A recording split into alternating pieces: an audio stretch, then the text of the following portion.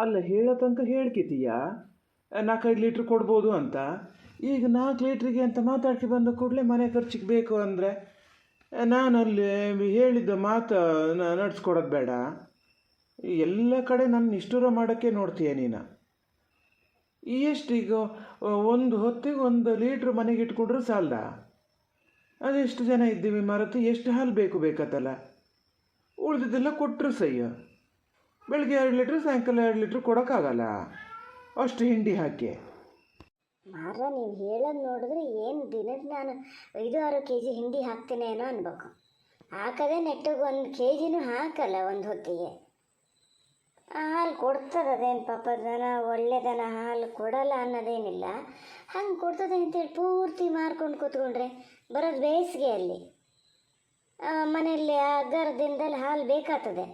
1 litre ಅಂದರೆ ಎಷ್ಟು ದೊಡ್ಡ ದೊಡ್ಡದಲ್ಲೇ 4 ಲೋಟ ಬರ್ತದೆ. ಅದಕ್ಕೆ ನೀರು ಹಾಕಿ ಕಾಸಂಗೇನಿಲ್ಲ, ತೆಳುವು ಹಾಲು. 2 ಲೀಟ್ರ್ ಸಾಕು ಅಂತ ಹೇಳ್ತೀರಲ್ಲ, ನಮ್ಗೆ ಅಟ್ಲೀಸ್ಟ್ 1.5 ಲೀಟ್ರಾರು ಬೇಕು. ಮಜ್ಜಿಗೆ ಮಾಡೋದು ಬೇಡ. ಎಲ್ಲ ಹೇಳಬೇಕು ಮಾರ್ರ ನಿಮಗೆ. ಇನ್ನು 4 ಲೀಟ್ರೇ ಕೊಡಬೇಕು ಅಂದರೆ ಹಿಂಡಿ ಮತ್ತೊಂದು ಸ್ವಲ್ಪ ಜಾಸ್ತಿ ಹಾಕ್ಬೇಕಾಗ್ತದೆ. ಕೊಡೋದಾರು ಕೊಡೋಣ ಬಿಡಿ, ಅದರಲ್ಲೇನೀಗ. ಯಾವತ್ತಿಂದ ಬೇಕಂತೆ ಕರೆಕ್ಟ್ ಬರೆದಿಡ್ಬೇಕು ಮಾರ್ರ. ಈ ಸತಿ ಲೆಕ್ಕ ಎಲ್ಲ ಹಾಲಿನ ನಾನೇ ಬರೆದಿಡ್ತೀನಿ. ಅದರ ದುಡ್ಡಲ್ಲಿ ಬೇರೆ ಸಾಮಾನು ಎಂತ ತರೋದು ಬೇಡ. ಯಾವುದಕ್ಕೆ ಎಷ್ಟಾಗ್ತದೆ ಅಂಥೇಳಿ ಆಮೇಲೆ ಲೆಕ್ಕನೇ ಸಿಕ್ಕಲ್ಲ ನಮಗೆ.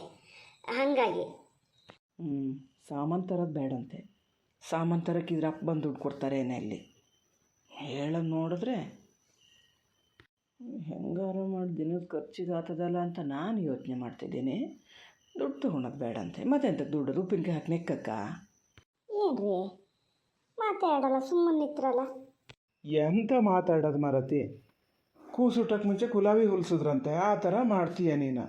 ಇನ್ನು ಹಾಲು ಕೊಡೋಕೆ ಶುರುನೇ ಮಾಡಲ, ಲೆಕ್ಕಾಚಾರ ನಾನು ಬರೆದಿಡ್ತೀನಿ ಅಂತೀಯ. ಎಂತ ಬರೆದಿಡೋದದ? ಹಾಗೆಲ್ಲ ಇನ್ನು ಬರೆದಿಟ್ಟು ಲೆಕ್ಕ ಮಾಡಿ ಹೆಂಗೆ ಮಾಡಿಸ್ತಿದ್ದಿದ್ರೆ ನೀನು ಹಿಂಗೆ ಹಾಕಿರ್ತಿದ್ದೆ.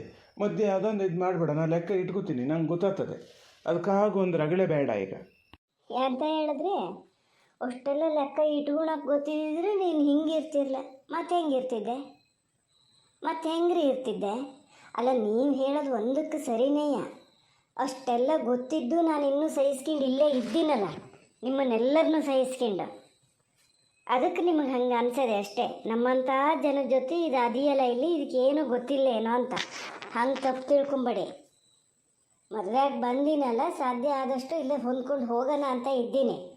ಲೆಕ್ಕ ಬರದೆ ಅಲ್ಲ. ಏನು ಲೆಕ್ಕ ಬರಲ್ರಿ? ಏನು ಲೆಕ್ಕ ಬರಲ್ಲ? ನೀವು ಅಂಥದ್ದು ಏನು ಲೆಕ್ಕ ಇಟ್ಟಿರಿ ನೋಡೋಣ ಹೇಳಿ. ಯಾರ ಹತ್ರ ಎಷ್ಟು ದುಡ್ಡು ಇಸ್ಕೊಂಡಿನಿ ಅಂತ ಲೆಕ್ಕ ಇಟ್ಟಿರ್ಬೋದು. ನಾನು ಹಂಗಲ್ಲ.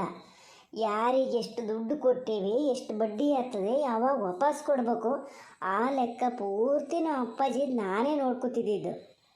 ಇಲ್ಲಿ ಬಂದ್ಕೊಂಡು ಈ ಒಂದು 4-5 ಲೀಟ್ರಿನ ಹಾಲಿನ ಲೆಕ್ಕ ನನಗೆ ಇಡೋಕ್ಕಾಗಲ್ಲ ಅಂತ ಹೇಳ್ತಿದ್ದೀರಾ? ನಾನು ಇಡ್ತೀನಿ ಲೆಕ್ಕನ, ಎಲ್ಲರಿಗೂ ಗೊತ್ತಾಗಂಗೆ ಇಡ್ತೀನಿ. ನಿಮ್ಮ ಥರ ನಾನು ಅಲ್ಲಿ ದುಡ್ಡು ತಂದೆ ನಿಮಗೆ ಹೇಳಲ್ಲ, ಇಲ್ಲಿ ದುಡ್ಡು ತಂದೆ ನಿಮಗೆ ಹೇಳಲ್ಲ, ಆ ಥರ ಎಲ್ಲ ಮಾಡಲ್ಲ. ಎಲ್ಲರ ಎದುರಿಗೆ ನನ್ನ ಲೆಕ್ಕಾಚಾರ ಇರ್ತದೆ. ನೀವೇನು ಹೆದರೋದು ಬೇಡ. ಲೆಕ್ಕಾಚಾರ ನಾನು ಇಡ್ತೀನಿ. ಹಾಲು ತೊಗೊಂಡೋಗಿ ಕೊಡಿ ನೀವು ಅಷ್ಟೇ.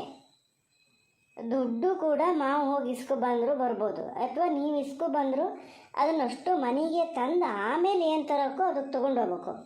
ಈಗಲೇ ಹೇಳೀನಿ, ಮಧ್ಯದಲ್ಲೆಲ್ಲ ಇಸ್ಕೊಂಡು ನಾನು ಅದನ್ನು ತಂದೆ ಇದನ್ನು ತಂದೆ ಅನ್ನಂಗಿಲ್ಲ. ತಿಂಗಳಿಗೆ ಒಂದು ಸರಿನೇ ಲೆಕ್ಕಾಚಾರ ಆಗಬೇಕು.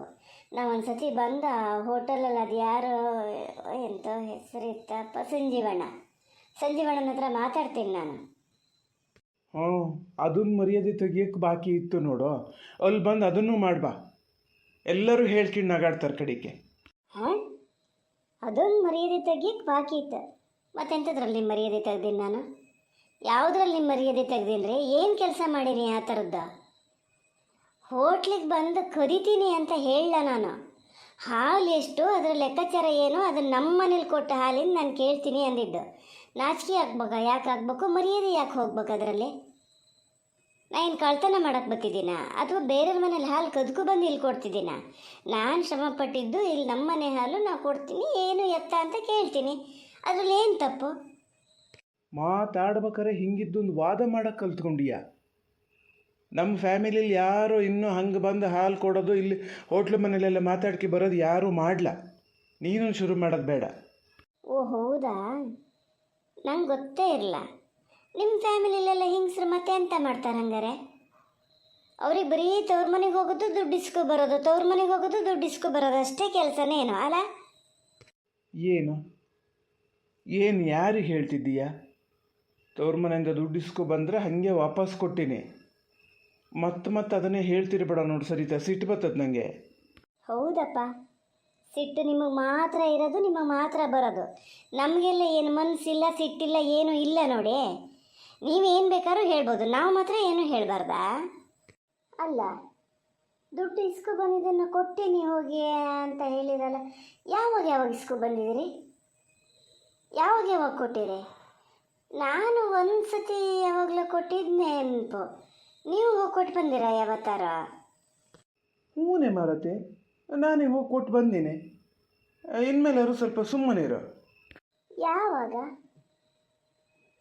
ನೀವು ಯಾವಾಗ ಕೊಡೋಕೆ ಹೋಗಿದ್ರಿ? ನಾನು ಒಬ್ಬಳೇ ಹೋಗಿದ್ದು ನೆನಪಪ್ಪ. ಮೊನ್ನೆ ನಾನು ಅಪ್ಪ ಹೋಗ್ಲನೆ. ಓ, ನೀವು ನಿಮ್ಮ ಅಪ್ಪ ಅವತ್ತು ದುಡ್ಡು ತಗೊಂಡು ಹೋಗಿದ್ದು ಹೌದು, ನಾನು ನೋಡಿನಿ.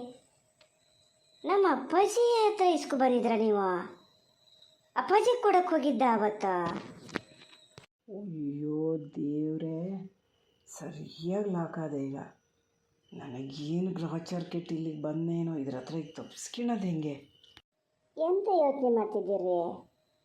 ಯಾವ ಸುಳ್ಳು ಹೇಳೋದು, ಹೆಂಗೆ ಹೇಳೋದು ಅಂತನ? ಅಷ್ಟೆಲ್ಲ ಯಾಕೆ ತಲೆ ಕೆಡಿಸ್ಕಿತೀರಿ? ಇದು ಸತ್ಯ ಹೇಳಿಬಿಡಿ. ಇಲ್ಲಪ್ಪ, ಎಂತ ಸುಳ್ಳು ಹೇಳೋಕ್ಕೆ ಅಂತ ಅದೇ. ನೀ ಸುಮ್ಮನಿರು ಮಾರತಿ. ನೋಡಿ, ಮಾತು ತಟ್ಟ ಹಾರಿಸ್ಬೇಡಿ. ಈಗಷ್ಟೇ ಹೇಳಿರಿ ನಾನು ಅಪ್ಪ ಹೋಗಿದ್ದು ಅಂತ. ಅಪ್ಪ ನೀವು 2 ಸತಿ ಹೋಗಿರಿ. ಒಂದು ಸರಿ 4 ಲಕ್ಷ ತೊಗೊಂಡು ಹೋಗಿರಿ, ಒಂದು ಸರಿ 3 ಲಕ್ಷ ತೊಗೊಂಡು ಹೋಗಿರಿ. ಮಾವರು ಏನೂ ಹೇಳ್ತಿಲ್ಲ. ನಮ್ಮ ಮನೆಯಿಂದನೇ ಇಸ್ಕೊ ಬಂದಿದ್ದ ನೀವು? ಅಪ್ಪಾಜಿ ಹತ್ರನೇ ಇಸ್ಕೊ ಬಂದಿದ್ದ? ನಂಗೊಂದು ಮಾತು ಹೇಳಿದೆ. ಆಗಿದ್ದಾತು, ಹೇಳೇ ಬಿಡ್ತೀನಿ. ಇದು ಮಾತು ಅಷ್ಟು ಸುಲಭಕ್ಕೆ ನಂಬಲ್ಲ ಈಗ. ಹೌದೇ ಮಾರತಿ, ಅವ್ರ ಹತ್ರನೇ ತಂದಿದ್ದು. ಅನಿವಾರ್ಯ ಆಗಿತ್ತು, ತಂದೆ. ಅದರಲ್ಲಿ ಏನು ತಪ್ಪೀಗ?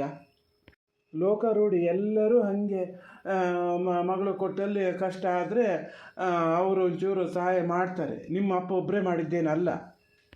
ಎಷ್ಟು ದಿಮಾಗ್ ತೋರಿಸ್ತೀರಿ ನೋಡಿ. ಮತ್ತೆ ಏನು ಅವರೇ ನಿಮ್ಮ ಹತ್ರ ದುಡ್ಡು ಇಸ್ಕೊಂಡು ಹೋಗ್ಯಾರ ಅನ್ನಂಗೆ. ನಿಮ್ಗೆ ಯಾವ್ದ್ಯಾವ್ದು ಅನುಕೂಲ ಅದೆಯೋ ಅದೆಲ್ಲ ಲೋಕಾರೂಢಿ.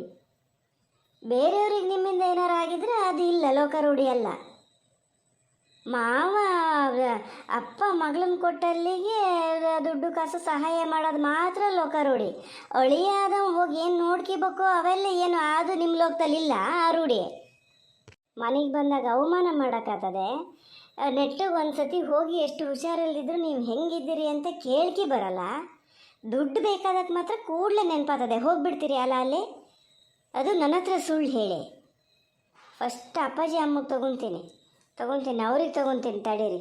ಇಷ್ಟು ದಿವಸ ಆದರೂ ನನಗೊಂದು ಮಾತು ಗೊತ್ತಿಲ್ಲಲ್ಲ. ತಲೆ ಬುಳ್ಳಿ ಕುಟ್ಟು ಹೊಡ್ಕೊಳ್ಳೋಣ ಅಂತ ಕಾಣ್ತಾ ಇದೆ. ಇಷ್ಟು ಸಲೀಸಾತಿತ್ತು, ಬೇಕಂತ ನಾನೇ ಹಾಳು ಮಾಡ್ಕೊಂಡೆ. ಬತ್ತ ಭಾಳ ಮಾತು ಕಲ್ತೀಯ ಸರಿತಾ ನೀನು. ಇದಕ್ಕೆ ನೀ ಇಷ್ಟೆಲ್ಲ ಕಾನೂನು ಮಾಡ್ತೀಯ ಅಂತಲೇ ನಿನ್ನ ಹತ್ರ ಹೇಳಲ್ಲ. ನಾಚಿಕೆ ಆಗಲ್ಲನ್ರಿ ನಿಮಗೆ? ನನ್ನ ಎದುರನ್ನೇ ನಿಂತ್ಕೊಂಡು ಮತ್ತು ಕಾನೂನು ಮಾಡ್ತಿರಲ್ಲ, ನಿಮ್ಮದೇ ಮೇಲು ಅನ್ನೋ ಥರ. ನಮ್ಮ ಅಪ್ಪಾಜಿ ಹತ್ರ ದುಡ್ಡು ಇಸ್ಕೊಳಕ್ಕೆ ನನ್ನ ಹತ್ರ ಹೇಳ್ದೆ ತರೋದಂತೆ, ನಾನು ಹಿಂಗೆ ಮಾಡ್ತೀನಲ್ಲ ಅದಕ್ಕೆ ಹಿಂಗೆ ಮಾಡೋದಂತೆ. ಮತ್ತೆ ಯಾರ ಹತ್ರ ಇಸ್ಕೊ ಬಂದಿರಿ ಹೇಳಿ?